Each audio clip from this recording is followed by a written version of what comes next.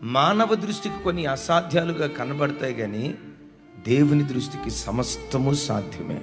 నీ జీవితంలో ఏది నీకు అసాధ్యంగా కనబడుతుందో, ఇక ఇంతే నా బ్రతుకు, నా తలరాత, ఇది నా కర్మ, నేను ఇలా అనుభవించాలని దేవుడు నాకు రాసిపెట్టి ఉంచాడేమో, బ్రతుకు కాలమంతా ఈ రోగంతోనే, బ్రతుకు కాలమంతా ఈ అసమాధానంతోనే, బ్రతుకు కాలమంతా ఈ దుఃఖంతోనే, బ్రతుకు కాలమంతా ఈ ఏడ్పుతోనే నా జీవితం ముగించబడాలని, ఒకవేళ నా జీవితంలో దేవుడు ఇలా రాసి పెట్టాడేమో, నా పరిస్థితులు మారో, నా జీవితం ఇంతే, ఇక అసాధ్యం అని ఏవి అసాధ్యం అనుకుంటున్నావో, ఓ దైవజనుడిగా నా చెయ్యెత్తి మిమ్మల్ని ఆశీర్వదిస్తున్నాను.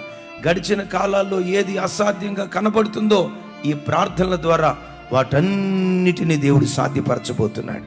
ఇంతకాలం ఏది అసాధ్యంగా కనబడుతుందో అదే నీ కళ్ళ ఎదుట నా దేవుడు సాధ్యపరచును గాక.